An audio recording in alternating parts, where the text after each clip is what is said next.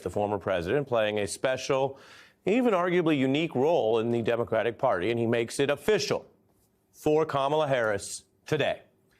Former President Obama famously tapped Biden on his ticket, reviving the career of a senator who had already run for president twice. And Obama was, I bet you remember, over the last few weeks, a much discussed but seldom publicly heard presence during these intramural debates about whether President Biden should do what he did last weekend, the almost unprecedented, unusual measure after having clinched the nomination of stepping aside.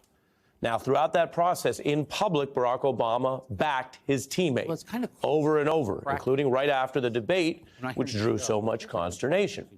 And another contrast to keep in mind, former President Clinton backed Harris immediately last weekend when this all went down, but Obama held back. He is coming in now today as a ceremonial closer. Kamala Harris already has the pledged delegates. She has all the other party leaders. I bet you know that. And now, tonight, she has Barack and Michelle Obama ending the week. The Harris campaign breaking the news with this endorsement video.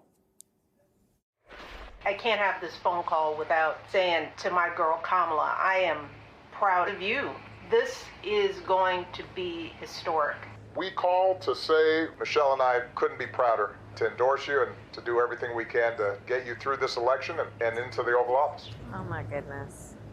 Michelle, Barack, this means so much to me. I am looking forward to doing this with the two of you, Doug and I both, and getting out there, being on the road. The vice president is busy. As a Democratic nominee for president, she's busy. But that's a call you obviously take. Now, the Obamas are the most popular national figures, not just in the Democratic Party, but as a factual matter in our national politics these days. Consider both Barack and Michelle Obama have higher approval than the current President Biden and than former President Trump, and higher than most nationally known candidates, whether you want to pick a McConnell or a Schumer. So I'm not saying this to draw attention to it or to compliment them or anything like that. I'm just giving you the news and a reminder that we have fractured politics. We have divided politics. But Kamala Harris is ending the week not only with these big Democrats, but with two of the most popular people in American politics, period. And that means they could be key on the road in the campaign trail in the 100 or so days ahead. Obama was a skilled campaigner back when he was the nominee. And he's also credited Kamala Harris's rise, tenacity, and fortitude. And he's seen it up close. A little context as we cover this news tonight. Kamala Harris was out there helping his campaign back in 2007, captured by this photo, and whoever took it didn't know they were looking at the future vice president and Democratic presidential nominee. That was Iowa New Year's Eve. In politics, you work New Year's Eve. If you're close to the Iowa caucus in a presidential year anyway. She was also among the volunteers celebrating a win at the Iowa caucus. You can see some of that captured in a documentary because she was on film at one point here. It's easy to forget how many people doubted that the then first-term senator, you can see her right there, excited, we freezed it, how the then first-term Senator Obama was doubted whether he could win the overwhelmingly white population of the Iowa caucus competition. But he did. And that catapulted his march to the Democratic nomination. Later, he served as a sounding board to Kamala Harris, dating back to her days as California's Attorney General. And Barack Obama himself has spoken about something these two figures have in common. How Harris has faced the challenges and the second guessing that comes with being a first in any field, and especially in politics.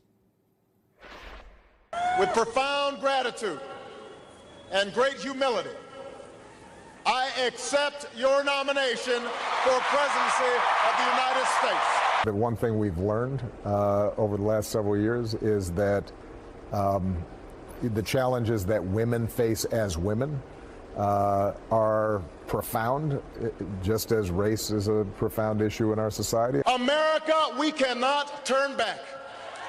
Not with so much work to be done. Not with so many children to educate and so many veterans to care for. Not with an economy to fix. And women of color, have to deal with both. The good news is that Kamala's accustomed to it. She's been a first before. Kamala has been a first before, quote unquote. And let's be clear, something Barack Obama and Kamala Harris and many have noted, history lives on, and you don't get there overnight. Much of this, the big news we're discussing tonight, the actual fact of America's first black president endorsing America's first black woman presidential nominee of any major party, comes on the work of so many other trailblazers, from Obama himself to Jesse Jackson to Congresswoman Shirley Anita Chisholm and Barbara Jordan to Senator Mosley Braun to Mayor Lelia Foley. The nation is sharing something as we end this week. It's worth noting on this first draft of history, as we call journalism. The nation is experiencing the reality of another barrier falling, at least for a major party nomination. And some of this excitement for different people who bring different experiences to it might be something so real, so palpable, so organic, if you want to use that word, that people didn't know exactly how they'd feel about it till it happened. Well, it's happening. Now, that is the nomination part. Whether this barrier or glass ceiling is crushed in November at the White House is yet to be seen. That is up to the voters. Now, there are signs of momentum. Women for Harris just smashing records for the largest Zoom call ever, over 160,000 people on it. Now, Zoom had plenty of pandemic practice to get going, but at one point, the load there was so intense, the call actually froze up. Some joked it was the moment when Kamala Harris broke Zoom. And this is largely unscripted. People are making their own internet memes and their own posts about it. If you're not a big meme maker, if you're not super hip to brat, that's okay. Think of what I'm showing you on the screen here as kind of like virtual yard signs, because people make their own videos, they put their own text on it, they share it how they want, and then they can be reshared. It is a kind of a fun or funny way to join in the momentum in a year where so many people, especially young people, did not feel there were great political choices for them. The excitement is palpable. It is a contrast to exactly where this campaign was, say, 7 days ago when it ended a rough week. And many people felt that they were caught with a choice between two candidates who they viewed as a sign of the past. A contrast to what I'm showing you here. That's the singer Pink, who has done a lot of good things, including a lot of acrobatic performances. I wanted to remind you of her work and her fan base, because she just leaped back in, if you will, into politics, bringing her energy to that same record-breaking Zoom I mentioned. I felt like good can win. I felt like love can win. I felt for the first time in a while like, okay, we can do this. For the first time in a while. Now, Democrats are hoping that kind of feeling, that can-do-it energy, will power them. And that Obama embrace, which is the big news tonight, politically could propel Harris towards Obama's winning coalition. And that's where the political math comes back in. Remember, when Obama first ran, he didn't just persuade the existing pool of voters to come towards him. He and his campaign changed and expanded the electorate with new voters, with young and first-time voters excited by Obama for all the many reasons you might remember. Now, we are here in week one. And I'll tell you, because we're counting, there are not Obama-level voter registration numbers yet. And why would there be? It's just a couple of days. But there is already a surge of new voter registrations. 100,000 new voters have registered in the past week.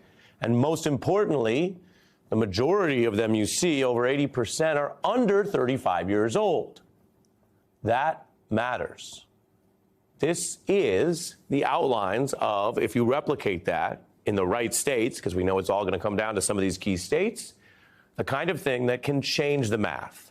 And if you have gotten tired of hearing about the persuadable voters or the double haters, or can anyone change their mind, or how do you recruit back a Trump voter who still isn't so concerned that he actually staged a coup in public, well, then you might like this news, because it's not about all those previous voters. New voters are new. And some of them, again, anecdotally, based on the first week, I'll always give you the numbers. We're not there yet. We're not at the Obama level. We're not months into this. But on the first week, there are new voters who appear to be motivated to register to vote because of Kamala Harris this week. Will they come back 15 weeks from today and vote, which matters more than the registration to the campaign? I don't know. But we will be following that. This is what the Democrats see as the big upside right now. There are also fundamentals that go beyond this week. And these are the reasons you may recall that Biden was actually seen as on track to likely lose, and why any candidate replacing him, Harris or whoever it might have been, but it is now Harris with the clinched delegates, why any such candidate would have ground to make up, because many voters are still in a sour mood. They are concerned about the same things they were concerned about a week ago, even amidst the excitement I'm telling you about. These long-running concerns, perceptions, even feelings about rising prices and inflation and how hard it is to get by. And even if the macro inflation numbers are good, and they are, and President Biden mentioned that in his goodbye speech about handing off to a new generation, well, people still feel that way. There's also an anti-incumbent sentiment. That was hurting Biden. It's hurting incumbents in many countries, not just, say, American Democrats. But Harris is in the incumbent administration. She is tied to Biden, of course. She will be running on some of these achievements, and she goes against those headwinds against incumbents. As she gets started, Republicans have also already been going, outspending Democrats, not by double or triple, but by, believe it or not, 25-1 on the airwaves. The AP reporting how Democrats have dropped about $3 million, while the GOP has plowed in $68 million on the airwaves, if you compare it, in the recent run. It's a mismatch that the top Democratic PAC is vowing to try to even up with a whopping $50 million planned ad buy going into what is now slated to be a much newsier and more raucous Democratic convention. So, the news is not going to stop. The politics are not going to stop. But here's the thing. So often when people say that, they're talking about bad news or divisive politics or negative politics. And we may see some of that in this campaign, too. I'm not here to tell you everything has changed all of a sudden, but we are ending the week with a transformed presidential race where a heck of a lot of people, in ways we can measure, seem excited about registering to vote, about getting on these Zoom calls, about going out to campaign rallies, about talking to each other, about what we're going to do in the next 100 or so days. And there's other things that I want to share with you. There is a surge online that suggests an interest in Harris and a Democratic coalition that could upend this whole race.